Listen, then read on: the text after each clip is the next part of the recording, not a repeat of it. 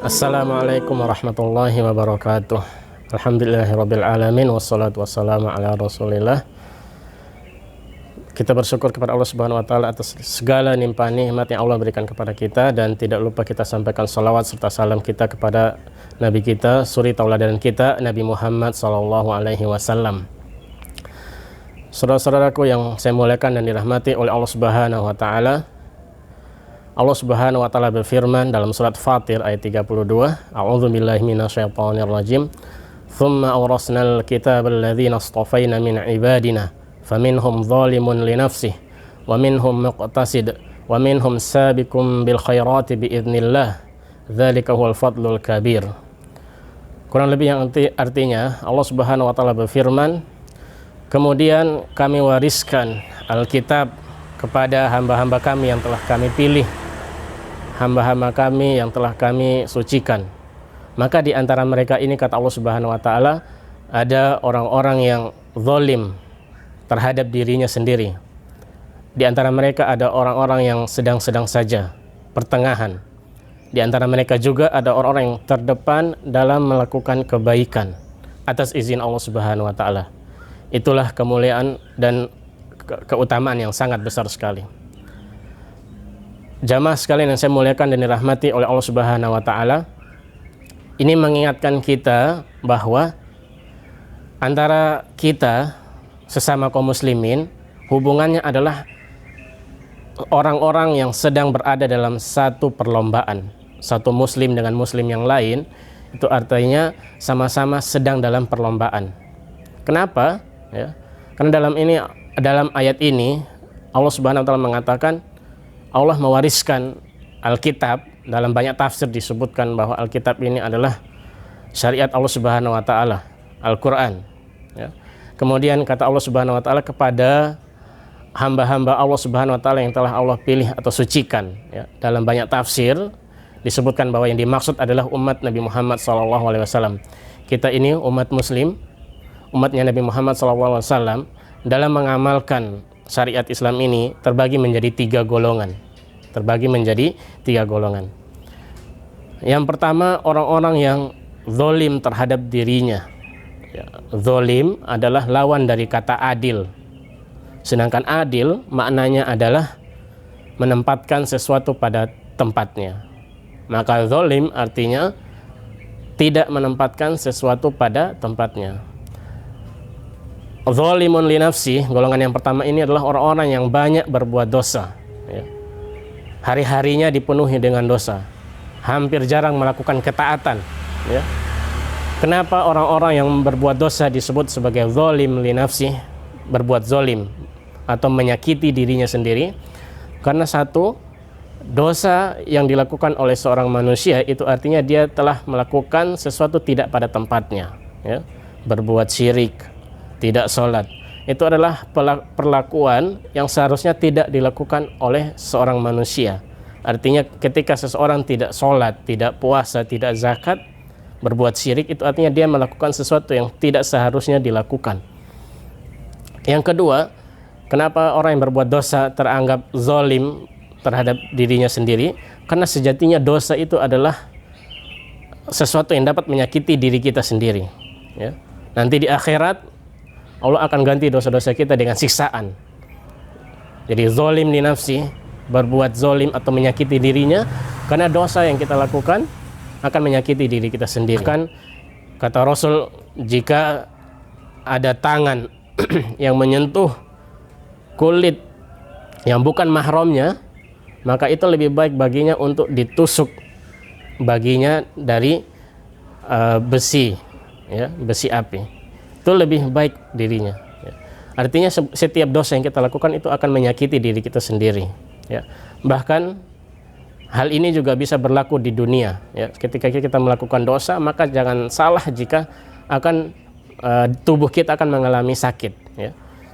Jadi bisa jadi, ya, kita bisa introspeksi diri, sakit yang kita alami, ya, baik di kepala, di tangan, badan, kaki, semuanya itu diakibatkan karena dosa-dosa yang kita lakukan.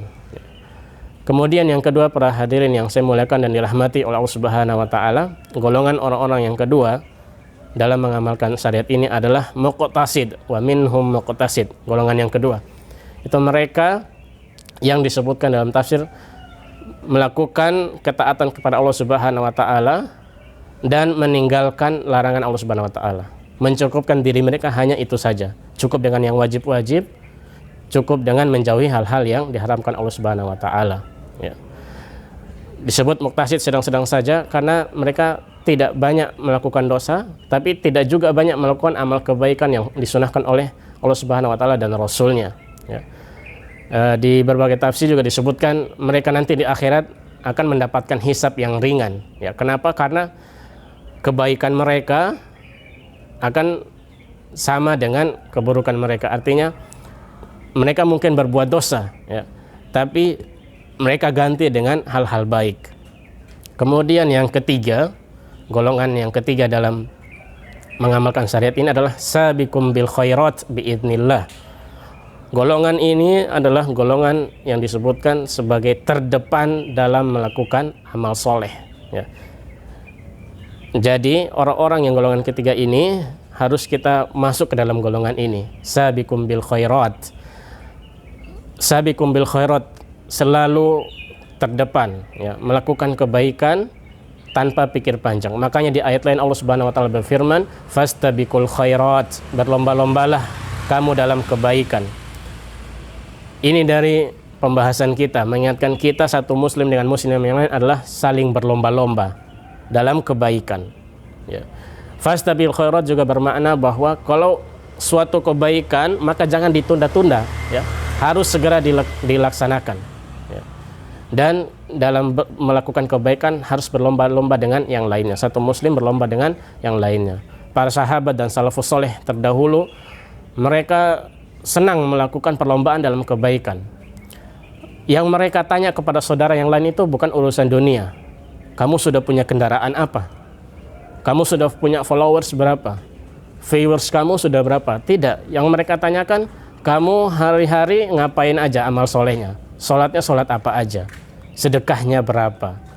Puasanya puasa apa aja? Yang ditanyakan itu. Kenapa? Biar kalau sudah tahu saudaranya amalnya seperti apa, mereka akan melakukan amalan yang lebih dari itu. Jadi orang-orang terdahulu, para sahabat dan salafus soleh mengetahui saudaranya, oh sholat duha, maka dia akan melakukan sholat yang lainnya yang lebih dari itu, ya. Mengetahui saudaranya mengaji sehari 1 juz misalnya, maka dia akan mengaji lebih dari 1 juz, ya. Mengetahui saudaranya infak setiap hari 5.000 misalnya, maka dia akan melakukan infak lebih dari 5.000, ya. Itu sabiqum bil khairat. Orang-orang golongan ini dalam tafsir disebutkan mereka akan masuk surga tanpa hisab atas izin Allah Subhanahu wa taala. Dan ketika kita terdepan, ya, melakukan kebaikan, dalam ayat ini diikat dengan biidznillah, atas izin Allah Subhanahu wa taala.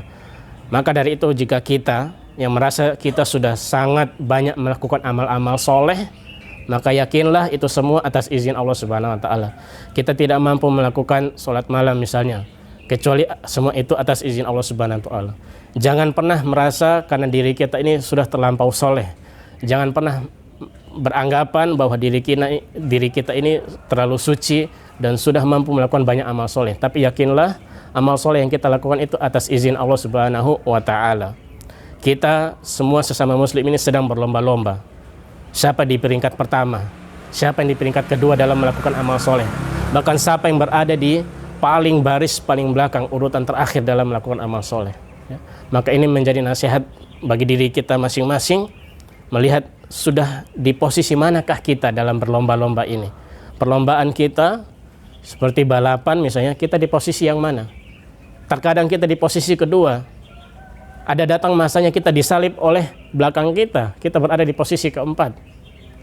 Tapi ada juga masa datang kita berusaha sebisa mungkin agar kita naik ke posisi kedua, bahkan mungkin berada di posisi yang pertama. Itulah kenapa kita harus bersemangat dalam melakukan perlombaan dalam melakukan amal soleh. Sabiqun bil khairat, terdepan dalam melakukan amal soleh, dan itu semua biidznillah, atas izin Allah Subhanahu wa taala. Dan akhir ayat Allah Subhanahu wa taala menutup bahwa yang demikian itu adalah keutamaan yang besar. Jika kita mampu terdepan dalam melakukan amal soleh, kita akan mendapatkan keutamaan yang besar dari Allah Subhanahu wa taala. Ketika masjid misalnya buka open donasi, ya, nama kita menjadi donatur pertama, ya. Ketika datang saudara kita meminta bantuan, kita menjadi terdepan dalam memberikan bantuannya, ya. Maka dari itu, sahabat sekalian saya muliakan di dalam hati oleh Allah Subhanahu wa taala, jangan putus asa dan terus bersemangat dalam berlomba-lomba dalam melakukan kebaikan, dan semua itu pasti akan kembali pada diri kita. Kurang lebih itu yang bisa saya sampaikan. Semoga bermanfaat dan menambah iman dan ibadah kita kepada Allah Subhanahu wa taala. Kurang lebihnya saya mohon maaf. Billahil hidayah wat taufik. Assalamualaikum warahmatullahi wabarakatuh.